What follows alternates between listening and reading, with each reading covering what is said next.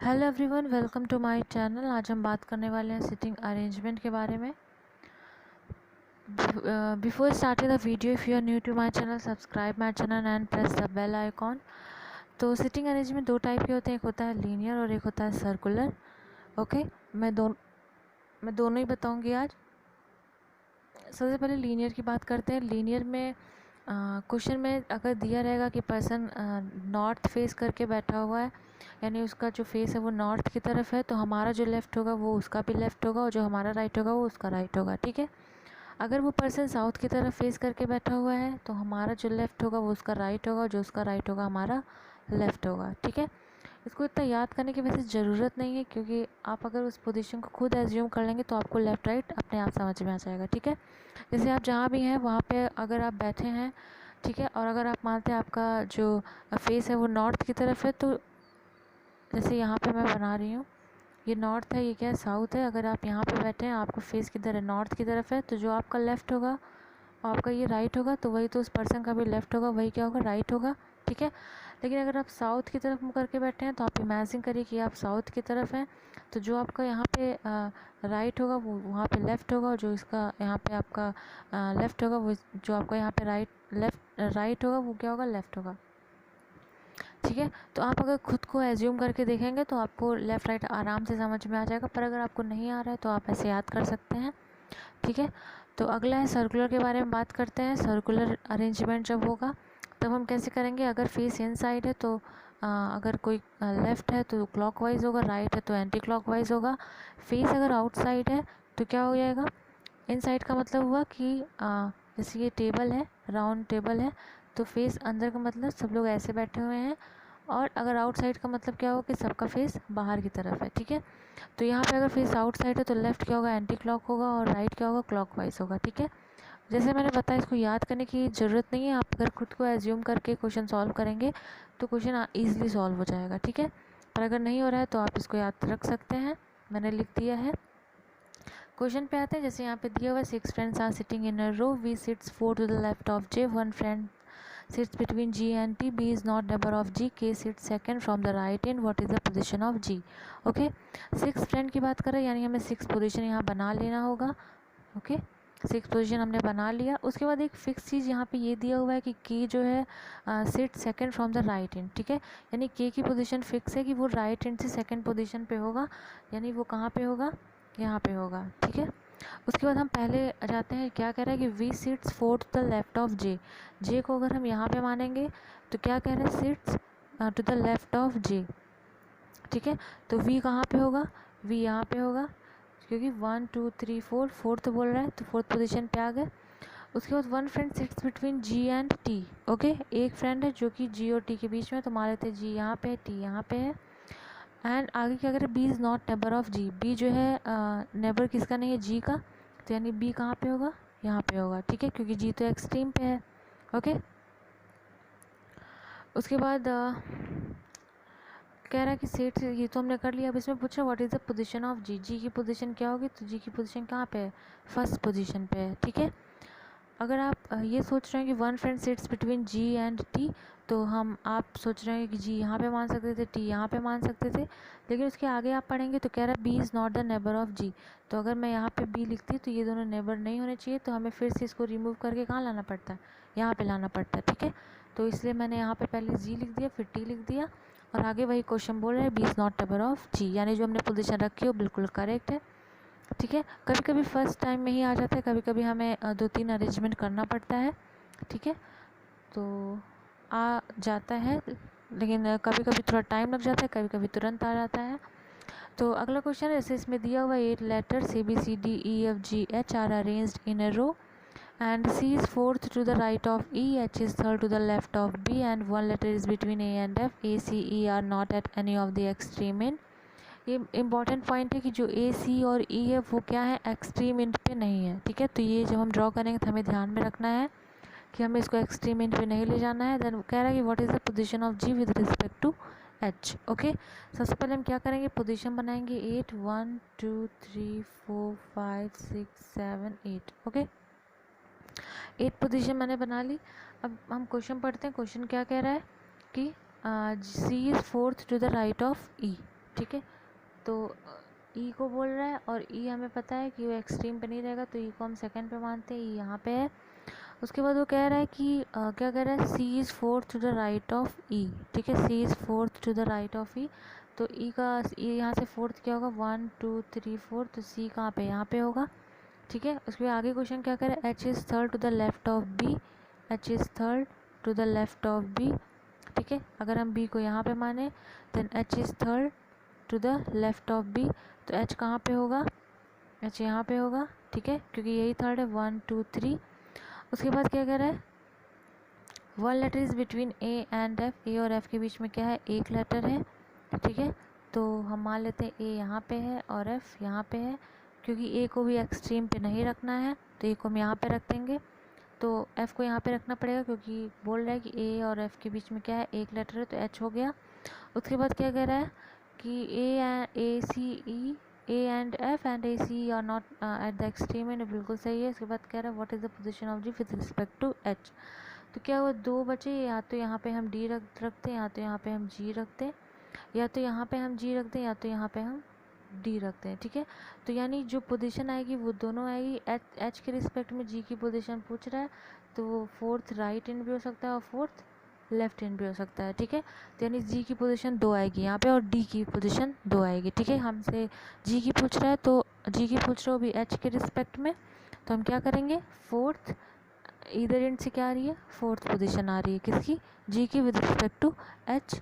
Okay, तो इसको इस तरह सॉल्व करेंगे। अगला क्वेश्चन क्या कह रहा है, अगला क्वेश्चन पढ़ते हैं। कह रहा है 8 friends are sitting around the table, Rakesh sits third to the right of Chetan but sits second to the left of Sunil, Rohan is immediate left of Pankaj who is not neighbour of Rakesh, and two friends sits between Kapil and Rahul, Rohit is not neighbor of Kapil who is sitting third to the right of Kapil। ऐसे बड़े question आएंगे तो सबसे पहले हमें question को पूरा पढ़ लेना है, उसके बाद हमें सॉल्व करना है। जब भी सिटिंग का क्वेश्चन आएगा हमें सबसे पहले क्वेश्चन को अच्छे से पढ़ लेना है, उसके बाद ही हम सॉल्व करना स्टार्ट करेंगे। ओके, तो हमने क्वेश्चन को पढ़ लिया है, अब हम इसको सॉल्व करते हैं। सबसे पहले मैं एक राउंड टेबल बनाती हूँ। ओके, अगर आपने क्वेश्चन पढ़ लिया है, अगर आपने नहीं पढ़ा है तो आप एक बार इसको ध्यान से देख लीजिएगा और कॉपी में कहीं नोट कर लीजिएगा, उसके बाद क्वेश्चन के सोल्यूशन को चेक करिएगा। तो मैं यहाँ पे पढ़ दे रही हूँ। यहाँ पे दिया हुआ था 8 फ्रेंड्स, तो हम यानी 8 फ्रेंड्स की हम पोजीशन बना लेते हैं, 1 2 3 4 5 6 7 8। ओके, और अगर जब भी कभी सर्कुलर अरेंजमेंट का आएगा तो हमेशा स्टार्टिंग हम यहाँ बॉटम से करेंगे। ठीक है, हमेशा बॉटम से करेंगे, इससे क्वेश्चन हमारा ईजिली सॉल्व हो जाता है और ईजिली हो जाता है और जल्दी से आंसर भी आ जाता है, आंसर करेक्ट भी आता है इसका। ठीक है, तो जैसे कि इसमें कह रहा है Rakesh sits third to the right of Chetan, मान लेते हैं चेतन यहाँ पे है। बोल रहा है कि चेतन के third to the right of Chetan, Chetan का राइट किधर होगा, इधर होगा। ठीक है, अगर आप यहाँ पे माने कि आप हैं तो आपका राइट किधर होगा, इसी साइड होगा, है ना, और लेफ्ट किधर होगा, इधर होगा। तो राइट क्या होगा, इधर होगा। और कह रहा है थर्ड पोजीशन पे कौन है, राकेश है, तो यहाँ पे मैंने राकेश को लिख दिया।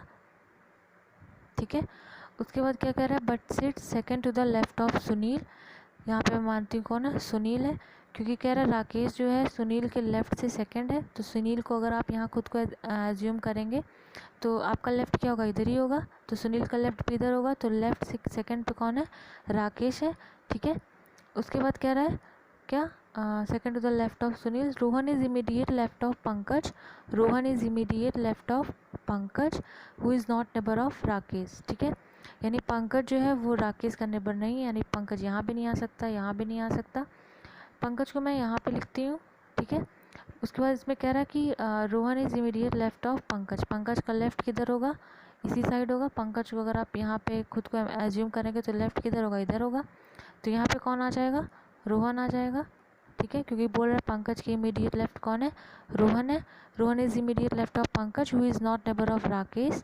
Okay, and two friends sits between Kapil and Rahul, Kapil और राहुल के बीच में कौन है, 2 फ्रेंड्स हैं, कपिल और राहुल के बीच में कौन है, 2 है, तो मैं मान लेती हूँ कपिल यहाँ पे है और राहुल कहाँ पे है, यहाँ पे है, और इन दोनों के बीच में 2 फ्रेंड्स हैं, यानी यहाँ पे एक पोजीशन बच रही है।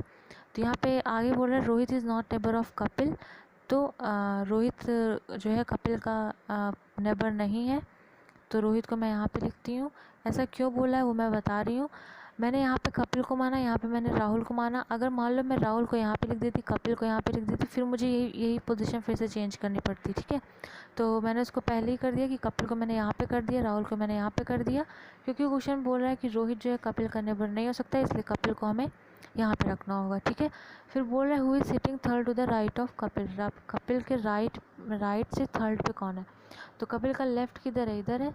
कपिल का राइट किधर है? इधर है, ठीक है। कपिल का कपिल किधर है? इनसाइड, मतलब जब क्वेश्चन में ये नहीं दिया होता है कि इनसाइड या आउटसाइड, तो हम इनसाइड ही मान के चलते हैं, ठीक है। तो कपिल अगर आप कपिल की पोजीशन पे आप बैठेंगे तो आप देखेंगे कि कपिल का जो राइट है वो किधर है? इधर है। और कपिल का लेफ्ट क्या है? इधर है, ठीक है। तो इधर से किसको पूछ रहा है? राइट से थर्ड पोजीशन पे कौन है? 1 2 3, यानी आंसर क्या होगा? पंकज। पंकज क्या होगा इसका आंसर, ठीक है।